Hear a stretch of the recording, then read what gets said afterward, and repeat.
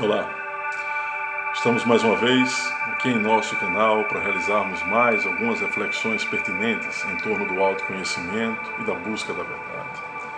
Hoje nós iremos ter como tema reflexivo, mais uma vez, continuando a voz do silêncio.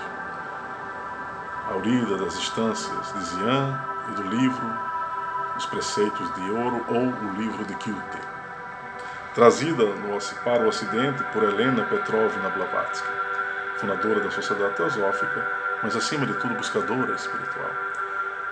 O lema base de Blavatsky durante toda a sua existência foi: não há religião superior à verdade, porque a verdade está sempre além, acima de qualquer método impositivo dogmático. Ela é o próprio trilhar da existência no seu fluxo perene, no seu fluxo incessante. Antes de começarmos propriamente a leitura da Voz do Silêncio de hoje, quero pedir-lhes mais uma vez que compartilhem o nosso canal, deem o seu like, façam seus comentários, realizem suas notificações e assim nós prosseguiremos o nosso trabalho. Antes também, mais uma vez, de começar a nossa reflexão de hoje, queria agradecer por nós já estarmos com mais de 100 inscritos em nosso canal em apenas um mês de existência dele. Quero ofertar aqui o meu abraço carinhoso e fraterno a todos vocês, pela consideração, pelo apoio, e vamos juntos nesse caminho, nessa jornada, nessa trilha, nessa aventura existencial que é a busca da verdade. Bom, vamos continuar a nossa reflexão sobre a voz do silêncio, e na medida em que eu perceber que alguns termos são complexos, são difíceis, eu farei aqui os devidos apontamentos ou explicações, mas vamos manter uma leitura concatenada, a fim de que haja de fato um processo de transmissão de informação coerente em torno de um livro que é absolutamente complexo. Um pouco anômalo, estranho, ainda alienígena para os moldes de entendimento do homem ocidental. Mas vamos lá. Nós falamos na última vez sobre as 3 antessalas, vamos continuar aqui no ponto que fala o que explica sobre essas antessalas e, na medida do possível, vamos realizando os devidos comentários. Se desejas atravessar com segurança a primeira antessala, não deixa tua mente se enganar, tomando os fogos da luxúria que queimam ali pela luz do sol da vida. Se desejas atravessar com segurança a segunda, não pares para sorver o perfume de suas flores inebriantes. Se desejas livrar-te das cadeias kármicas, não procures por teu guru nessas regiões maiávicas. O Oriente tem a cultura da relação entre guru e discípulo, entre mestre e discípulo. Aqui no Ocidente nós não temos isso de forma tão efetivada. Mas é importante que nós compreendamos que nos tempos atuais a vida se tornou a grande escola e o guru pode ser qualquer circunstância, fato, pode ser uma pessoa, pode ser um livro, pode ser numa conversa. O guru ele surge como aquela luz interna que nos guia, mas essa guiança, esse processo tem que ser consciente. Não pode ser efetivado ou realizado numa imposição de um mestre sobre o discípulo. Porque quando de fato o discípulo está pronto, os mestres aparecem. E não apenas um. Os ensinamentos da vida são múltiplos. As circunstâncias são variadas. As experiências enriquecedoras se avolumam com o passar do tempo. Fiquemos atentos ao surgimento do nosso guru, em qualquer forma, em qualquer circunstância. Os sábios não se detêm no terreno do prazer dos sentidos. Os sábios não dão ouvidos às doces vozes da ilusão. Condenar o prazer por si próprio é uma atitude antievolutiva. Vivenciar todas as formas de prazer é uma atitude necessária. Deixar o prazer guiar por ele próprio como sendo o elemento principal da existência é uma temeridade e é um risco de se perder, entre aspas, no processo do despertar. E o se perder aqui é no sentido de nós não mais atinarmos para aquilo que é essencial. O que é essencial gira em torno da busca da verdade e da prática de uma vida razoavelmente virtuosa, não necessariamente moralista, necessariamente prática, na vivência daquilo que nós teorizamos. O alinhamento entre o pensar, o sentir, o falar e o agir responde por esse aspecto. Quando alinhamos o nosso pensamento com o nosso sentimento, com a nossa atitude, com a nossa fala, no máximo que a gente pode, porque nós temos que ser conscientes que somos imperfeitos, vivendo numa sociedade decadente. Quando a gente consegue fazer isso, nós estamos no caminho, ainda que não possa parecer. Portanto, não condenar o prazer é essencial. Vivenciá-lo dentro das condições necessárias se torna algo objetivamente preciso. Procura por aquele que te dará nascimento, ou seja, o teu mestre, na antessala da sabedoria, acima da sala do deslumbramento, que é a segunda sala, a sala do fascínio, das regiões maiávicas, do excesso de astralismo. E é importante lembrar que esse mestre só poderá nascer em você se o seu ego se permitir que ele rompa dentro do seu, que ele surja, que ele possa emergir dentro do seu casulo.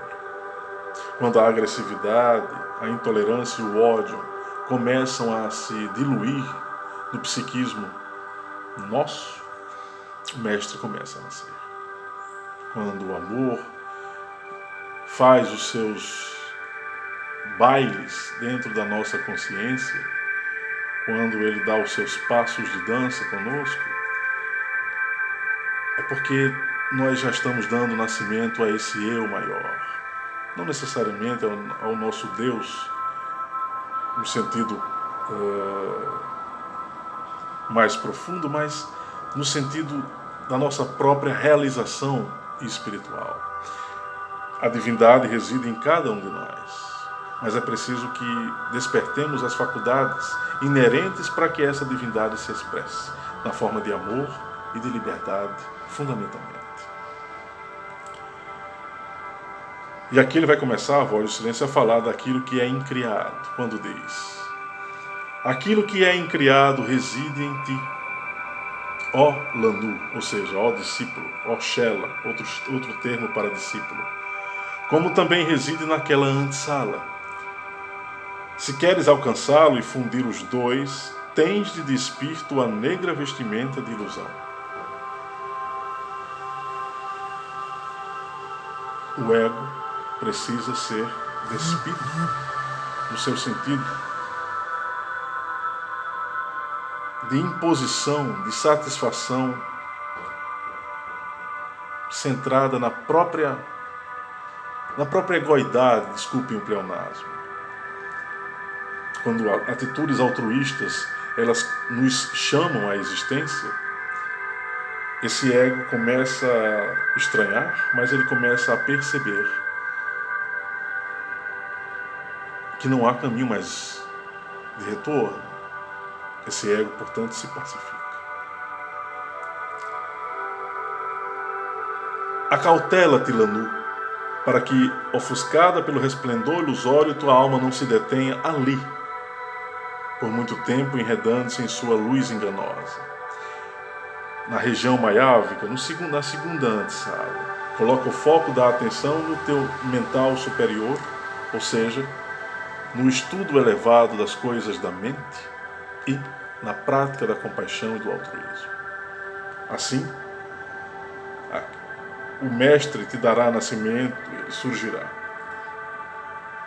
Sufoca a voz da carne, não permitas que nenhuma imagem dos sentidos fique entre a sua luz e a tua. E assim o par se torna um. O sufocar aqui é colocar a vontade acima do desejo, para que, não destruindo o próprio ego, mas controlando-o, haja a fusão dos dois, do eu superior com o eu transitório animalizado.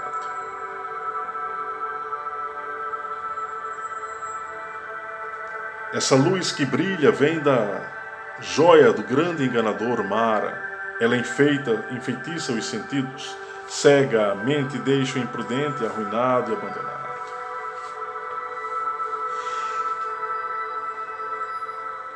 Se através da antessala da sabedoria queres chegar ao vale da bem-aventurança, discípulo, fecha firmemente teus sentidos à grande e cruel heresia da separação que te afasta dos outros. Blavatsky certa vez disse que o autoconhecimento é filho do amor, é o filho mais nobre do amor. Esse amor fraterno, esse amor que transcende fronteiras, que transcende nacionalidades, que transcende culturas, que transcende questões socioeconômicas, questões de pele, se é branco, se é negro, se é alto, se é baixo, se é isso, se é aquilo. Esse é o elemento principal pelo qual a maior parte dos mestres vem à Terra. Esses homens e mulheres maravilhosos que surgem no cenário existencial do nosso planeta não nos observam nas nossas distinções artificializadas, nas nossas criações, nos nossos mitos civilizacionais. Eles nos observam enquanto seres dotados de consciência, estagiando num corpo transitório absolutamente imperfeito, e tentam mostrar que nós somos, em essência, uma unidade planetária, uma família planetária.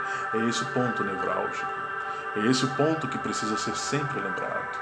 Qualquer atitude que envolva racismo, subjugação do forte sobre o fraco, preconceito porque uma pessoa tem uma atitude, uma opção sexual X, Y, Z, ou uma convicção filosófica ou política X, Y, Z, isso não tem a menor importância para aqueles que já despertaram.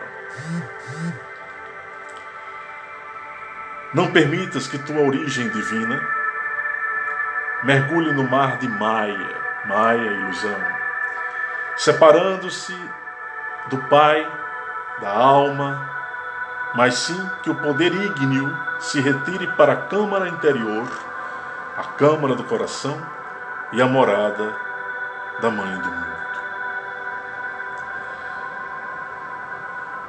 O poder ígneo é Kundalini. É a energia criadora nuclear, eletromagnética, capaz de despertar poderes e coisas incríveis, de nos alçar uma condição deífica, porém, quando ela é efetivamente mal encetada, quando o despertar de Kundalini é feito ainda, quando o ego é muito forte e atuante, a individualidade espiritual tende a ter duas mazelas: ou ela própria enlouquece, porque Kundalini gera enlouquecimento naquele que não soube acendê-la, ou a pessoa, ou o ser, desencarna de forma terrível. Não é recomendável instruir as pessoas a despertar Kundalini quando não há ainda o devido refinamento consciencial e a superação do primitivismo advindo da nossa animalidade. É preciso controle sobre a nossa animalidade, é preciso o exercício frequente e constante de uma autopercepção, de uma autoconsciência sobre esta energia, a energia nuclear que deu origem a esse universo, a essa condição existencial. A Câmara do Coração faz referência ao Brahma Pura, ao estado do chakra cardíaco, onde a própria energia Kundalini precisa se fixar de maneira mais atuante. E a Mãe do Mundo é um outro termo referente ao poder serpentino, a própria Kundalini. Então, esse poder subirá do coração até a sexta região, a região intermédia, o lugar entre teus olhos, quando ela se torna a respiração da alma una, a voz que tudo preenche, a voz do teu mestre. Quando essa energia criadora atinge o coração, o chakra cardíaco, o Brahma Pura, e se desloca para o sétimo, ou sexto chakra, na verdade, que seria o Ajna, o chakra frontal, ali, sob a perspectiva interna e espiritual, o mestre começa a aparecer. Ou, dito de outro modo, o nosso eu profundo começa a atuar de maneira mais efetiva. Somente então é que podes te tornar um que caminha nos céus,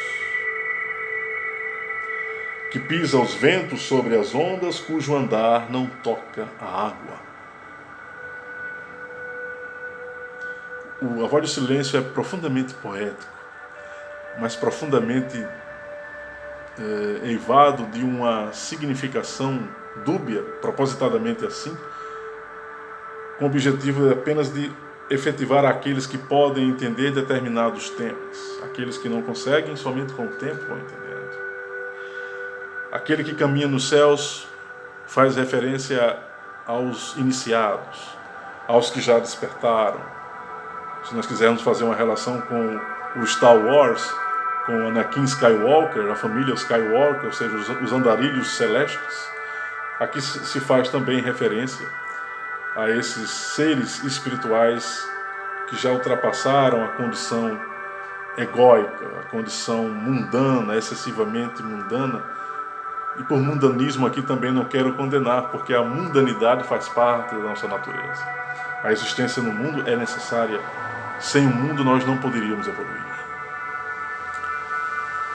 Antes que pises o degrau superior da escada dos sons místicos, tens de ouvir de 7 maneiras a voz do teu Deus interno, o Sumo Ser.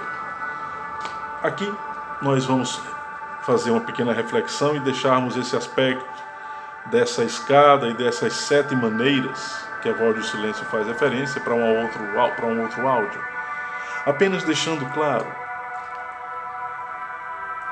que o processo evolutivo é um processo que gira em torno do despertar interno, capacidade de expressão de todas as nossas riquezas espirituais.